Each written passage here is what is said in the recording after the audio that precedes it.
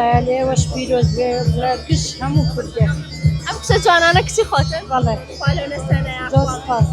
جەوی فستیڤالەکە و پێچۆنە تا چەند بۆ خێزان گونجاوە وڵا ڕێک و پێک دیار لە بەرچاومە شوێنێکی هاتی خۆش و لەخوا بەزیار بێت وڵاتێکی خۆش و لەخوا بەزەلا چی وڵاتە پێم خۆشترە من کوردستان بەتایبەتی ئەی کە هاتن بۆ ئێرە چیتان تاقی کردەوە وڵا جارێش هیچمان تاقی نەکردێتەوە ئێستا 2025 ساڵێکی چۆن بوو وڵایی خەفەتیشی تێبوو خۆش و ناخۆشی تیابوو بەس زیاتر خەفەتی زۆر تیابوو بە تایبەتی ئەوەی دافاوەقی چەمچەمان